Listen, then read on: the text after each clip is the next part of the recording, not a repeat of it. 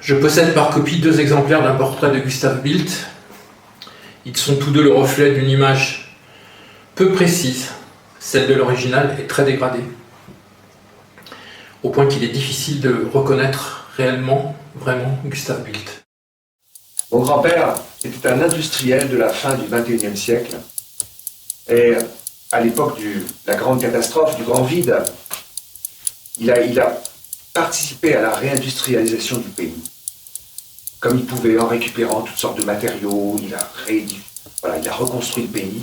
Et c'est à cette occasion de récupération qu'il a fini par fabriquer ces fameuses machines.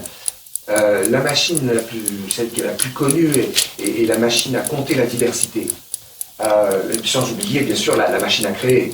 Donc je vous ai montré quelques vidéos qui ne sont pas complètes d'ailleurs. Ce sont des vidéos principalement sur les tests concernant le cœur à 2 pôles. Et cette machine donc, a été certainement, d'après les scientifiques, inspirée de la chapelle Sixtine, dont la fresque a hélas disparu car la voûte de ce grand monument italien s'est effondrée. Il ne reste donc plus rien de cette fresque. Le grand vide a tout effacé. Moi, je vous invite vraiment à aller visiter le musée Gustav Bild. C'est là que vous verrez le plus de choses, parce que, par exemple, il y a une machine qui s'appelle la machine à compter la diversité. Et bon, il y a son fameux rhinocéros, là. Puis il a mis un gorille aussi, c'est des sculptures très intrigantes.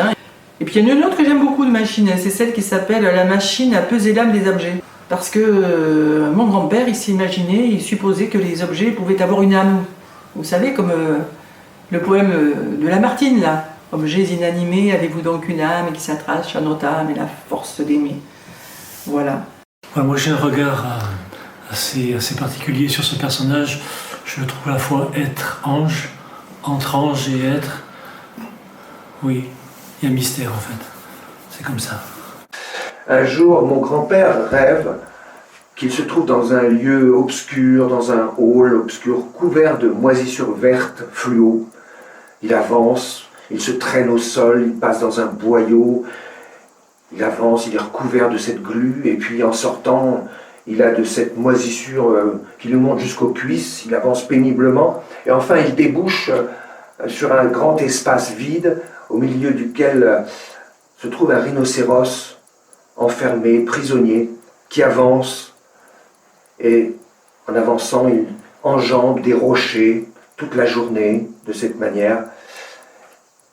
Et le matin, on ne se souvient plus de rien. Le cauchemar a disparu, pas moyen de le raconter. Et donc, les rhinocéros des machines découlent certainement de ces visions qu'il avait eues. Voilà. Qu'est-ce que vous voulez que je vous dise? Le grand vide a tout effacé, tout. On ne sait rien. À quoi ressemblaient les choses, les objets, on n'en sait rien. Bon. Alors, mon grand-père, ce qu'on sait, c'est qu'il fabriquait ces machines avec des objets de récup, parce que c'est la seule chose qui restait, voilà. Et surtout, il y a une légende familiale qui dit que c'est suite à un cauchemar qu'il aurait inventé sa première machine. C'était une histoire de couloir, là, qu'il aurait vu, un long couloir, oui, et puis au bout, il aurait vu un rhinocéros apparaître. Bon, rhinocéros, non mais... Personne ne savait plus à quoi ça ressemblait, quoi, un rhinocéros. Donc il a fait comme à son idée, d'après peu de choses dont il disposait, quoi. Voilà, mais il n'y a aucune preuve que le rhinocéros qui te représentait, c'était comme ça, un rhinocéros, on ne sait rien, quoi. Voilà, on ne sait rien, en fait. Le grand vide. Les archives étant détruites, seule l'archéologie peut nous renseigner sur cet important homme d'affaires. Une vitrine du musée Gustav Bild résume cet homme en représentant les objets qu'il a pu manipuler et permet d'en dresser un portrait beaucoup plus authentique.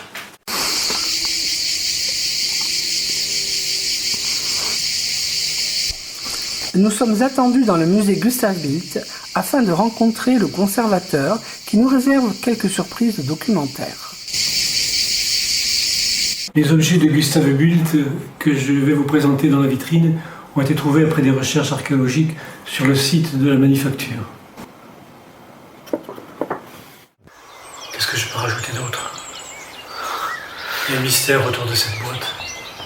Les lunettes sont encore tachées de peinture Peut-être issu du pinceau découvert à proximité.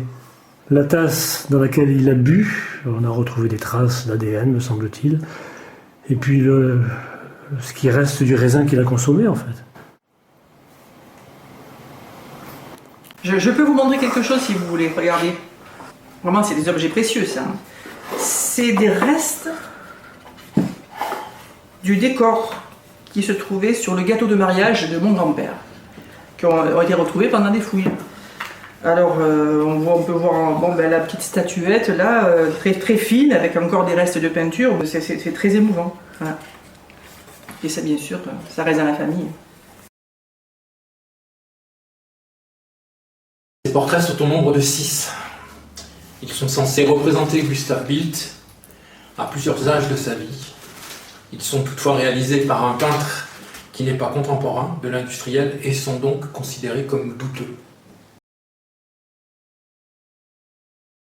Aucune suite n'a jamais été donnée à ces divagations.